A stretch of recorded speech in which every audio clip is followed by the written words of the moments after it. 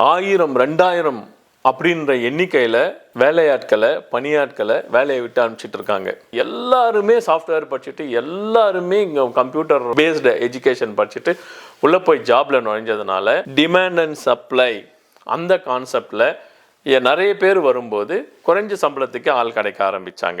எனக்கு ஆளுங்களே வேணாம்ப்பா, நீ என்ன வேலை பண்ணுற, ஆளை எடுக்கிற, ட்ரெயின் பண்ணுற, கொண்டு வந்து வைக்கிற, இதை நான் சாஃப்ட்வேர்லேயே ஃபீட் பண்ணிட்டேன்னா software will do the every thing. ஐடியில் வேலை செய்கிறாருங்க, அவரை வேலையை விட்டு தூக்கிடுறாங்க, அதனால் எங்களுக்கு என்னங்க, நாங்கள் வேறு செக்டாரில் தானே இருக்கிறோம் அப்படின்னு சொல்லி நினைக்கிற ஜனங்களுக்கு அப்படி மட்டும் கிடையாதுங்க. இதனால் தி total economy, the global economy is going to fall. 20,000 ரூபாய் இருந்த ஒரு கிரவுண்டு இன்றைக்கி 4 கோடி ரூபாய் இருக்குது.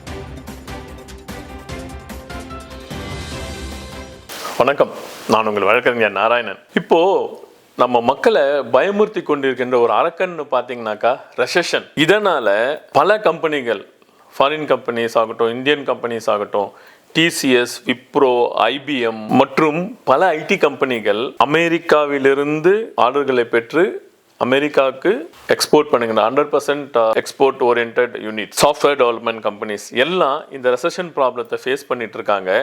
இவங்க 1000 2000 அப்படின்ற எண்ணிக்கையில் வேலையாட்களை பணியாட்களை வேலையை விட்டு அனுப்பிச்சிட்டு இருக்காங்க. ஏன் அனுப்பிச்சிட்டு இருக்காங்க அப்படின்னாக்கா ரெசெஷன், ட்ரிம்மிங், ஜாப் கட்டிங். இதை பற்றி ட்ரம்ப் பிரசிடென்ட் ஆகும்போதே 2025 ஜனவரியிலே நம்ம ஆங்கிலத்திலும் தமிழிலும் ஒரு காணொலி போட்டிருக்கோம். அதில் நம்ம கிளியராக இதை எக்ஸ்பெக்ட் பண்ணோம், இந்த மாதிரிலாம் நடக்க போகுது அப்படின்னு ப்ரிடிக்ட் பண்ணி சொல்லியிருந்தோம். ஏன்னா அந்த டிஸ்கிரிப்ஷன் நம்ம லிங்க் கொடுக்குறோம், நீங்கள் அந்த வீடியோவும் கிளிக் பண்ணி பாருங்கள். இப்போ நம்ம எதிர்பார்த்தது, நம்ம அந்த காணொலியில் சொன்னது நடந்துக்கிட்டு இருக்கு. ஜாப் ட்ரிம்மிங் அப்படிங்கிறது ஐடியில் தடுக்க முடியாத ஒரு பார்ட். அதாவது ஐடி எப்போ பூம் ஆகுதுன்னு நம்ம அந்த ஹிஸ்ட்ரியை பேக் எடுத்து பார்த்தோம்னாக்கா 95 to 2000 தான் ஐடியினுடைய பூம். முதல்லலாம் கம்ப்யூட்டர் வரும்போது 286 386 மெஷின்ஸ் தான் கம்ப்யூட்டராக இருந்தது. அப்போ பார்த்தீங்கன்னாக்கா இந்த விண்டோஸ்ன்ற கான்செப்டே கிடையாது. எதுவாக இருந்தாலும் நம்ம கோடிங் தான் எழுதணும். கோடிங் எழுதணும்னாக்க ஒரு டைரக்டரி கிரியேட் பண்ணோம்னாக்கா CD directory, MD directory, del directory இப்படி போட்டு நம்ம கோடிங் எழுதி தான் அந்த டைரக்டரியை கிரியேட் பண்ணணும், அந்த ப்ரோக்ராம்ஸ் கிரியேட் பண்ணணும். கிளிப்பர் அந்த மாதிரி பேசிக் சாஃப்ட்வேர்ஸ் தான் இருந்தது. அதுக்கப்புறம் தான் விண்டோஸுங்கிறது 1995 வருது. விண்டோஸ் 95 அப்படிங்கிறது தான் முதல் முறையாக அந்த மவுஸுங்கிற கான்செப்டே கொண்டு வராங்க ஐடியில். அதுக்கு முன்னாடி ஒர்க் பண்ணவங்களுக்குலாம் நல்லாவே தெரியும். 90s 92ஸ்லாம் இருக்கும்போது அந்த மவுஸுன்ற கான்செப்டே கிடையாது. எந்த கம்ப்யூட்டர்லேயும் அப்போ இருந்த கம்ப்யூட்டரில் மவுஸ் அட்டாச்டு கம்ப்யூட்டர்ஸே கிடையாது. 95ல் அந்த விண்டோஸ் வந்ததுக்கப்புறம் தான் மல்டிபிள் விண்டோஸ் கான்செப்ட் வருது. வேர்ட் ஸ்டார் ஆகுது, வேர்ட் ஆகுது, எம்எஸ் ஆஃபீஸ் ஆகுது. அதே மாதிரி ஓஎஸ் மாறிக்கிட்டே இருக்கிறது. கொஞ்சம் அட்வான்ஸ்டு டெவலப்மெண்ட் ஆக கம்ப்யூட்டரும் அட்வான்ஸ் ஆகிட்டு இருக்கு.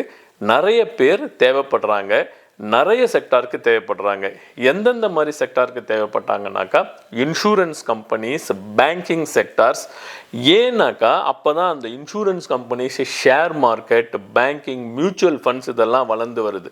ப்ரைவேட் பேங்க்ஸ் எல்லாம் உள்ளே வராங்க. 96 98ல் தான் இந்த HDFC bank, ICICI bank, unit of India வந்து ஆக்சிஸ் பேங்காக கன்வெர்ட் ஆகுறாங்க. Bank of commerce, commercial banks, இந்த மாதிரி நிறைய பேங்க்ஸ் வந்து உள்ளே வராங்க.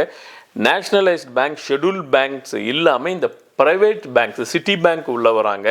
இந்த மாதிரி ஃபாரின் பேங்க்ஸ் உள்ளே வரும்போது அவங்களுக்கு நிறைய சாஃப்ட்வேர் தேவைப்படுது. அந்த எம்ப்ளாயீஸ் டேட்டா பேஸை ஆன்லைன்லேயே வச்சுட்டு பரிவர்த்தனை பண்ணணும் அப்படின்ற மாதிரி இன்டிகிரேட்டட் இன்டர்நெட் அண்ட் இன்ட்ராநெட் கனெக்டிவிட்டியோடு பண்ணணும் அப்படின்றதுனால பேங்கிங் செக்டார், இன்சூரன்ஸ் செக்டாருக்கு நிறைய ஆட்கள் தேவைப்படுறாங்க. அதனால் எல்லா ஃப்ரெஷர் படிக்கிறவனெல்லாம் எடுத்துக்குவாங்க. +2 படிச்சுட்டு நீங்கள் கம்ப்யூட்டர் பண்ணியிருக்கியா, பிஇ கம்ப்யூட்டர் சயின்ஸாக வா, பிஎஸ்சி கம்ப்யூட்டர் சயின்ஸாக வா, எம்சிஏவா வா, உடனே வேலை. எல்லாருக்கும் ஒரு 20,000 ரூபாய் சம்பளம் அந்த காலத்தில் இருந்தது. அப்போ பீக்கில் இருந்தது, நான் சொல்கிறது 95 96ல் பீக்கில் இருந்த இண்டஸ்ட்ரின்னு பார்த்தீங்கன்னாக்கா oil and natural gas industry நல்லா போயிட்டுருக்கோம். மெக்கானிக்கல் இன்ஜினியரிங் நல்லா போயிட்டு இருந்தது. ஏன்னா அப்போல்லாம் மெக்கானிக்கல் இன்ஜினியரிங் படித்தவங்களுக்கு, சிவில் படித்தவங்களுக்குலாம் நல்ல ஸ்கோப் இருந்தது. அப்போது அப்படி இருந்தவங்களாம் என்ன பண்ணாங்க, விட்டுட்டு எல்லாமே சாஃப்ட்வேர் படிக்க ஆரம்பித்தாங்க. இந்த காலகட்டத்தில், அந்த 25 வருட இந்த காலகட்டத்தில் எல்லாருமே சாஃப்ட்வேர் படிச்சுட்டு எல்லாருமே இங்கே கம்ப்யூட்டர் பேஸ்டு எஜுகேஷன் படிச்சுட்டு உள்ளே போய் ஜாபில் நுழைஞ்சதுனால டிமாண்ட் அண்ட் சப்ளை அந்த கான்செப்டில் நிறைய பேர் வரும்போது குறைஞ்ச சம்பளத்துக்கு ஆள் கிடைக்க ஆரம்பித்தாங்க. அதனால் கம்பெனிக்கு நல்லா வசதியாக போச்சு. அவங்கள ஃப்ரெஷர்ஸை நிறைய எடுத்து கொஞ்சம் எக்ஸ்பீரியன்ஸ் ஆனவங்களை எதுக்கு இவ்வளோ சேலரி கொடுக்கணும் அப்படின்னு சொல்லிட்டு கொஞ்சம் கொஞ்சமாக ட்ரிம் பண்ண ஆரம்பித்தாங்க. இதே கான்செப்ட் 1998 வந்தது. எல்லாருக்கும் நல்லா தெரிஞ்சிருக்கும்னு நினைக்கிறேன். அப்போவும் ஒரு ரெசெஷன் வந்தது. அதை இந்தியா சமாளித்து அதிலிருந்து வெளியில் வந்துட்டாங்க. வேர்ல்டு கம்பெனிஸும் வெளியில் வந்துட்டாங்க. இப்போ இருக்கின்ற ரெசெஷன் ரொம்ப தவிர்க்க முடியாத ஒன்றா இருக்குது. ஏன்னா அப்போ ஆள் கிடையாது, கம்ப்யூட்டர் சாஃப்ட்வேர் படித்த ஆளுங்க கிடையாது. கொஞ்சம் பேர் இருந்தாங்க, நிறைய வேலை வாய்ப்புகள் இருந்தது, ஏதோ மேனிப்புலேட் பண்ணி கொஞ்சம் கொண்டு வந்துட்டாங்க. ஆனால் இப்போ வேலைவாய்ப்புகள் கம்மியாக இருக்குது, கம்ப்யூட்டர் படிக்கிறவங்களுடைய எண்ணிக்கை அதிகமாக இருக்குது. அதனால் வேலைவாய்ப்புகளுக்கு கம்பெனி எடுக்கிறதுக்கு அவங்களுக்கு நிறைய ஆள் இருக்காங்க. வேலையில் ஜாயின் பண்ணுறதுல 10ல் எவன் நல்லா பிரெயினியாக இருக்கானோ, நல்ல ஐக்கியூ இருக்கிறவங்களை மட்டும் எடுக்கிற மாதிரி வச்சுருக்காங்க. இரண்டாவது ரெசெஷன் என்பதற்கான காரணம் ஏஐ, ஆர்டிஃபிஷியல் இன்டெலிஜென்ஸ். இதை பற்றி ஆர்டிஃபிஷியல் இன்டெலிஜென்ஸ் பற்றியே நம்ம வேறு ஒரு காணொலி போட்டிருக்கோம். அதனுடைய சாதக பாதகங்கள் எப்படி இருக்கும், இண்டஸ்ட்ரியில் எப்படி இருக்கும், வேர்ல்டில் எப்படி இருக்கும்ன்றதை பற்றி நம்ம போட்டிருக்கோம். உங்களுக்கு தேவைப்பட்டால் அதை பாருங்கள். இப்போது இந்த ஏஐ அப்படியே மேன் பவரை ரிப்ளிகா பண்ணுது. ஃபஸ்ட்டு அவங்க எடுத்துகிட்டு வந்தாங்க, நம்ம பழைய காணொலியிலையும் சொல்லியிருக்கோம். ஹெச்ஆர் தான் அவங்க ஃபஸ்ட்டு டார்கெட் பண்ணியிருக்காங்க.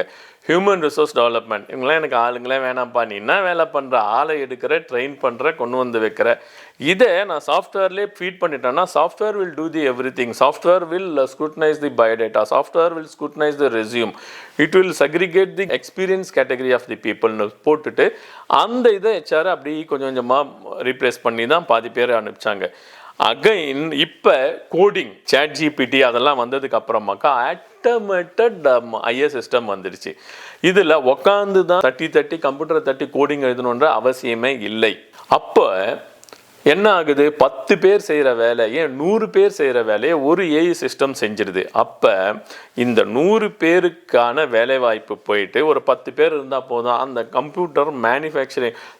அந்த கம்ப்யூட்டரை மேனேஜ் பண்ணுறதுக்கு ஏஐ சிஸ்டமை தெரிஞ்ச ஒரு ஆள் இருந்தால் போதும் அப்படின்ற மாதிரி ஒரு லெவல் வரும்போது ஜாப் கட்டிங் நடக்குது. இந்த ஜாப் கட்டிங் எங்கே நடக்குதுன்னா ஃப்ரெஷரில் நடக்கிறது இல்லை. ஏன்னா ஃப்ரெஷர் தான் உள்ளே கொண்டு அவங்க மோல்ட் பண்ணிக்கலாம். They're like a wax, we can mould it into any shape. But ஒரு எக்ஸ்பீரியன்ஸ் ஆன பர்சன், ஒரு டிசிஎஸ்ல ஒர்க் பண்ணிட்டு இருக்காரு, ஐபிஎம்ல ஒர்க் பண்ணிட்டு இருக்காரு, அவர் 15 வருஷம் 20 வருஷம் எக்ஸ்பீரியன்ஸ் ஆயிருக்காருன்னா அவரை கொண்டு வேற கம்பெனியில் வைக்கும்போது அந்த மைண்ட் செட் அவருக்கு வேற மாதிரி இருக்கும். அவங்க ஒர்க் பண்ண கல்ச்சர் வேற, இப்போ ப்ரெசன்ட் கம்பெனியினுடைய கல்ச்சர் வேலை. ஒன்று அடாப்டேஷனுக்கு அவங்க கொஞ்சம் கஷ்டப்படுவாங்க. மேலும் அவங்களுக்கு கொடுக்குற சேலரி ரொம்ப அதிகமாக இருக்கும். அந்த எக்ஸ்பெக்டேஷனால் இப்போ மிட் அண்ட் அப்பர் மிட் அந்த எம்ப்ளாயிஸை டார்கெட் பண்ணி தான் இவங்க ஜாப் கட்டிங் பண்ணிட்டு இருக்காங்க. ஸோ அப்படி பார்த்தீங்கன்னாக்கா ஒரு 40-45 வயதில் இருக்கின்ற நபர்களுக்கு ஐடி ஜாபுங்கிறது இப்போ ரொம்ப ஒரு கொடுமையான வேலையை விட்டு அனுப்புகின்ற ஒரு இண்டஸ்ட்ரியாக இருக்குது. இப்படி வேலையை விட்டு அனுப்பும்போது அவங்களுக்கு என்ன ஆகும், அவங்க அப்போ தான் ஒரு லைஃப்பில் செட்டில் ஆகி மேரேஜ் ஆகி அவங்க பசங்க ஒரு படிப்புக்கோ இல்லை கிட்டத்தட்ட ஒரு ஸ்கூல் ஃபைனல் ஸ்டேஜிலோ இல்லை ஒரு காலேஜ் சேர்க்க வேண்டிய நிலைமையில இருப்பாங்க. அந்த டைமில் இவங்களுக்கு வேலை போகும்போது அவங்களுக்கு எவ்வளோ ஒரு மென்டல் ஸ்ட்ரெஸ் வரும்ன்றதை யோசனை பண்ணி பாருங்கள். ஸோ அந்த சிச்சுவேஷனில் அவங்களால வேறு எதுவுமே பண்ண முடியாது. சரி, வேறு என்ன ஆல்டர்னேட்டிவ் இருக்குது? அங்கே ஒரு 4 லட்ச ரூபாய் சம்பளம் வாங்கிட்டு இருப்பார், 3 லட்ச ரூபாய் சம்பளம் வாங்கிட்டு இருப்பாங்க ஐடியில். அப்போ அவங்க ஆல்டர்னேட்டிவாக வேறு வேலை பார்க்கும்போது they are forced to come down and reduce their salary to 1.5 lakh to 2 lakhs அவ்வளோதான் கிடைக்கும். ஏன்னா மார்க்கெட்டில் போகும்போது உனக்கு இவ்வளோதான் வேலை இருக்குது, நீ இவ்வளோ எக்ஸ்பீரியன்ஸ் இருக்குன்னு சொல்கிறியா, நீ வா நான் வேலை கொடுக்குறேன், ஆனால் என்னால் 3 லட்ச ரூபாய் சம்பளம் கொடுக்க முடியாது, ஒரு 1 லட்ச ரூபாய் 1.5 லட்ச ரூபாய் மாதம் சம்பளம் வந்தீங்கன்னாக்கா நான் வேலை கொடுக்குறேன் அப்படின்னும் போது வேறு வழி கிடையாது. ஏன்னா அவங்களுக்கு ஏகப்பட்ட இஎம்ஐ இருக்கும், ஹவுசிங் லோன் இருக்கும், கார் லோன் இருக்கும், பர்சனல் லோன் இருக்கும், எஜுகேஷனல் லோன் பசங்களுக்காக வாங்கியிருப்பாங்க. இதெல்லாம் இருக்கும்போது வேறு வழி கிடையாதுன்னு லோவர் சேலரியில் கொண்டு போய் ஜாயின் பண்ணுவாங்க. சிலர் ஜாயின் பண்ணாமலும் இருக்கலாம் ப்ரெஸ்டீஜ் பார்த்து. ஆனால் காலகட்டாயத்தினால் குடும்ப சூழ்நிலைகளின் காரணமாக லோவர் சேலரிக்கு வேலைக்கு போகிறவங்களும் இருக்கிறாங்க. ஸோ இந்த ஜாப் ட்ரிம்பிங்கிறது ரொம்ப கொடுமையான விஷயம். அதான் இப்போ நடந்துட்டு இருக்கு. அதை எப்படி அவாய்ட் பண்ணலாம்ன்றதை பற்றி நான் அடுத்த வீடியோவில் சொல்கிறேன். எப்படி ஜாபில் இருக்கிறவங்க தங்களை அப்டேட் பண்ணிவிட்டு தக்க வச்சுக்க முடியும் அப்படின்றப்ப நான் வேறு ஜாப் சொல்கிறேன். இப்போ நம்ம சொல்ல வந்த இந்த காணொலி வெறும் ரெசெஷனை பற்றியது மட்டும்தான். சரி, இந்த ரெசெஷன்னால் வேறு பக்க விளைவுகள், ஒருத்தர் ஐடியில் வேலை செய்கிறாருங்க, இப்போ ஐடியில் வேலை செய்கிறாருங்க, அவரை வேலையை விட்டு தூக்கிடுறாங்க, அதனால் எங்களுக்கு என்னங்க நாங்கள் வேறு செக்டாரில் தானே இருக்கிறோம் அப்படின்னு சொல்லி நினைக்கிற ஜனங்களுக்கு அப்படி மட்டும் கிடையாதுங்க. இதனால் தி total economy, the global economy is going to fall. அது எப்படின்னு சொல்கிறீங்க கேளுங்க. ஒரு ஐடியில் வேலை செய்கிறாருன்னு வச்சுக்கோங்க. இப்போ நம்ம சென்னை எடுத்துக்குவோம், நம்ம ஓவரால் வேணாம், நம்ம சென்னை எடுத்துக்கிட்டோம்னாக்கா அந்த ஐடி ஹப்புங்கிறது ஓஎம்ஆர். அந்த திருவான்மையூரில் இருந்து டைடல் பார்க்கில் இருந்து ஓஎம்ஆர் சிறுசேரி வரைக்கும் இருக்கிறது எல்லாமே ஐடி கம்பெனி தான். அங்கே இருக்கிற செக்டார்ஸ், ரியல் எஸ்டேட் செக்டார்லாம் எப்படி டெவலப் ஆச்சுன்னு உங்களுக்கு தெரியும். ஒரு 20 வருஷம் முன்னாடி ஒரு 2000 பார்த்தீங்கன்னாக்கா அந்த லேண்ட் வேல்யூ என்ன இருந்தது, இப்போ என்னன்றது எல்லாருக்கும் நல்லா தெரியும். 20,000 ரூபாய் இருந்த ஒரு கிரவுண்டு இன்னைக்கு 4 கோடி ரூபாய் இருக்குது. ஸோ எதனால் வந்தது? அந்த ஐடி செக்டார் டெவலப் ஆகுறதுனால தான். ஸோ எல்லாருமே என்ன பண்ணாங்க, போய் ஃப்ளாட் வாங்க ஆரம்பித்தாங்க. ஓஎம்ஆரில் ஃபுல்லாக ஹைரைஸ் பில்டிங்ஸ், ஃப்ளாட்ஸ் எல்லாம் வளர்ந்தது. ரியல் எஸ்டேட் டெவலப் ஆச்சு.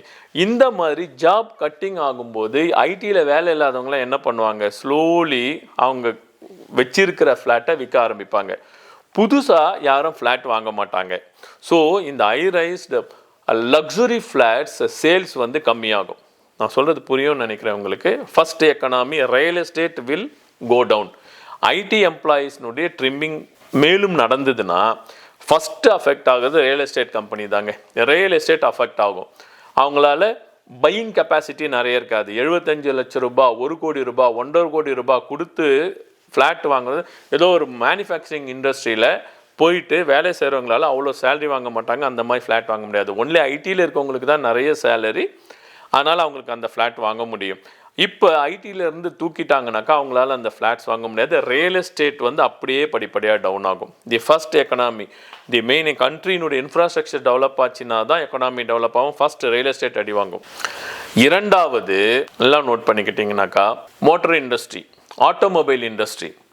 ரியல் எஸ்டேட்டுக்கு அடுத்தபடியாக ஆட்டோமொபைல் இண்டஸ்ட்ரி அடி வாங்கும். எப்படி அடி வாங்கும்னு கேளுங்க.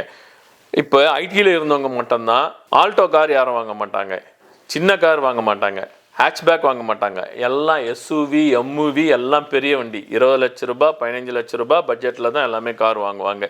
ப்ரிஸ்டீஜுக்காக, நான் ஐடியில் இருக்கிறேன், நான் பெருமை காட்டணும் அப்படின்றதுக்காக பெரிய கார் வாங்குவாங்க. கார் வாங்கும்போது என்னாவும் அதுக்கான இஎம்ஐ கட்டிக்கிட்டு இருப்பாங்க. ஜாப் இல்லைன்னா என்ன பண்ணுவாங்க, அந்த மார்க்கெட்டில் ஃபஸ்ட் ரவுண்டில் அவங்க வாங்கின காரெல்லாம் செகண்ட் சேல்ஸுக்கு வரும். புதுசாக எந்த காரம் விற்காது. இப்போ கூட நீங்கள் அந்த first quarter of the automobile industry எடுத்து பாருங்கள். January, February, March and April, May, June இது மூணுத்துக்குமே ஒரு பெரிய கேப் இருக்கிறத நம்ம பார்க்கலாம். நீங்கள் எக்கனாமிக்ஸ் டைமில் பார்த்தாலே தெரியும், நான் சொல்ல வேண்டிய அவசியமே இல்லை. எக்கனாமிக்ஸ் டைமில் இதை கிளியராக மென்ஷன் பண்ணியிருக்காங்க. லாஸ்ட் குவார்ட்டரோட இந்த quarter of the automobile industry down ஆகிருக்கு because of this recession. So first அடி வாங்க போகிறது ரியல் எஸ்டேட் இண்டஸ்ட்ரி, செகண்ட் அடி வாங்கிறது இந்த ஆட்டோமொபைல் இண்டஸ்ட்ரி. மூணாவதாக ஒரு இண்டஸ்ட்ரி இருக்குது, அதுதான் ரொம்ப எல்லாரையும் பாதிக்கக்கூடிய இண்டஸ்ட்ரி. அது என்ன இண்டஸ்ட்ரின்னு கேட்டிங்கனாக்கா இன்சூரன்ஸ் அண்ட் பேங்கிங். அது எப்படிங்க இன்சூரன்ஸ் அண்ட் பேங்கிங் வந்து இதில் அடி வாங்கும் அப்படின்னு கேட்டிங்கனாக்கா, மோஸ்ட்லி ஹை அண்ட் ப்ரீமியம் எடுக்கிறவங்க யாருன்னு பார்த்தீங்கன்னாக்கா இந்த ஐடி எம்ப்ளாயீஸாக தான் இருப்பாங்க. டேர்ம் இன்சூரன்ஸாக இருக்கட்டும், மெடிக்கல் இன்சூரன்ஸாக இருக்கட்டும். ஏன்னா ஐடியில் வேலை செய்கிறவங்களுக்கு தான் ஸ்ட்ரெஸ் அதிகம், மெடிக்கலில் நிறைய பேர் பாதிக்கப்படுவாங்க. அதனால் மெடிக்கல் இன்சூரன்ஸு நிறைய எடுப்பாங்க, டேர்ம் இன்சூரன்ஸை நிறைய எடுப்பாங்க. அப்படி பார்க்கும்போது மெடிக்கல் இன்சூரன்ஸ் அடி வாங்கும், டேர்ம் இன்சூரன்ஸ் அடி வாங்கும். அதில் ப்ரீமியம் போடுறதுக்கு ஆள் இருக்க மாட்டாங்க. மியூச்சுவல் ஃபண்ட்ஸுக்கு போகின்ற அமௌண்ட்டு கம்மியாகிடும்.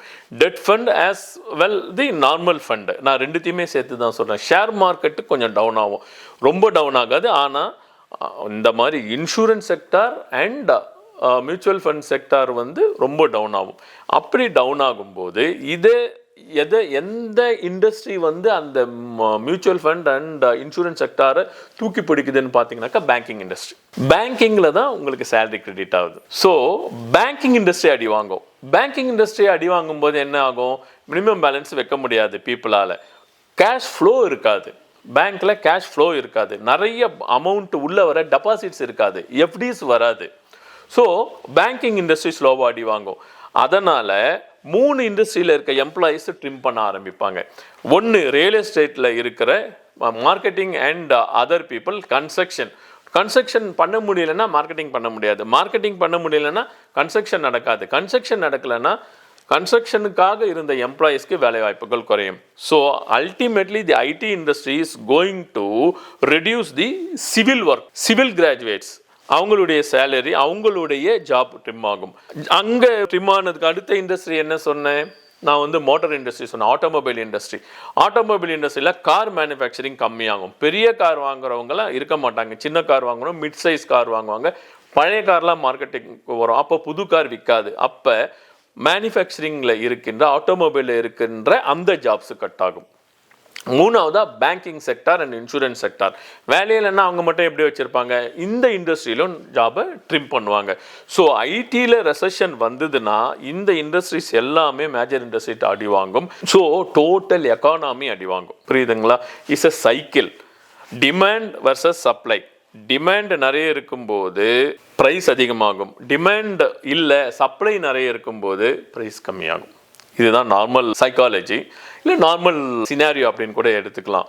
ஸோ இந்த ஐடி இண்டஸ்ட்ரியில் நடக்கிற அந்த ட்ரிம்மிங்கை நம்ம விழிப்புணர்வோடு பார்த்து அதை தடுத்தால்தான் மற்ற இண்டஸ்ட்ரியோ மற்ற ஒரு எக்கனாமியோ நம்ம சேவ் பண்ண முடியும். சரிங்க, இந்த ரெசஷன் இருக்குது. ரெசஷனில் ஐடி இண்டஸ்ட்ரி வந்து ஸ்பாயில் ஆகுது அப்படின்னு சொன்னீங்க.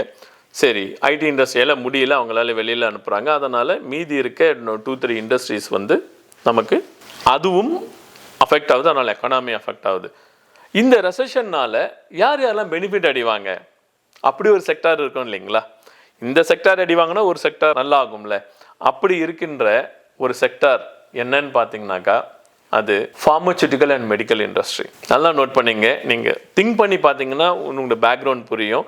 இதெல்லாம் நாங்கள் பல அனாலிசிஸ் பண்ணிட்டு தான் இந்த காணொலியை போடுறோமே தாண்டி ஜஸ்ட் லைக் தட் நாங்கள் போடுறதில்ல. ஏன் இந்த மெடிக்கல் அண்ட் ஃபார்மசூட்டிக்கல் இண்டஸ்ட்ரீஸ்னுடைய சேல்ஸ் இன்க்ரீஸ் ஆகும்னாக்கா, ஸ்ட்ரெஸ் ஆகுறாங்களா, அங்கேருந்து வெளியில் அனுப்பிச்ச உடனே ஒரு 40-45 வயசில் இருக்கிறவரோ இல்லை whatever it is, job இல்லைன்னா அவங்க எங்கே போவாங்க? ஸ்ட்ரெஸ் வரும். ஸ்ட்ரெஸ் வந்ததுனாக்கா மென்டல் ஸ்டெபிலிட்டி இல்லைனாக்கா ஃபிசிக்கல் ஸ்டெபிலிட்டி இருக்காது. உடனே அவங்களுடைய ஹெல்த் அஃபெக்ட் ஆகும். உடனே அவங்க டாக்டர்கிட்ட போவாங்க. டாக்டர்ஸ்னால் hospital industry will flourish. Hospital industry flourish ஆகும்போது ultimately the medicines for the treatment will go up. So pharmaceutical industry நல்லா வளரும். ஆனால் இது வந்து ரெசஷனால் வர இந்த ஃபார்மசூட்டிக்கல் இண்டஸ்ட்ரியினுடைய வளர்ச்சிங்கிறது அவ்வளோ நல்லதல்ல. ஸோ நம்ம கூடுமான வரை இந்த ரெசஷன் எப்படி வராமல் தடுக்கணும், இந்த ஜாப் ட்ரிம்பிங் எப்படி வராமல் தடுக்கணும் அப்படின்றத தான் பார்க்கணும். அதை நம்ம வேற ஒரு காணொலியில் போடுறோம். அவங்க ஜாப் ட்ரிம்மிங் பண்ணுறதை நம்மளால் அவாய்ட் பண்ண முடியாது. ஏன்னா அது ப்ரைவேட் கம்பெனி வச்சுக்குவாங்க, அனுப்பிச்சிடுவாங்க, அது வேறு விஷயம். ஆனால் இண்டிவிஜுவலாக வேலைக்கு போகிற சேலரி எம்ப்ளாயீஸ் தங்களை எப்படி ப்ரிப்பேர் பண்ணிக்கணும், எப்படி அப்டேட் பண்ணிக்கணுன்றதை வேற ஒரு வீடியோவில் போடுறோம். அதை பாருங்கள், பயனடைங்க. நன்றி, வணக்கம்.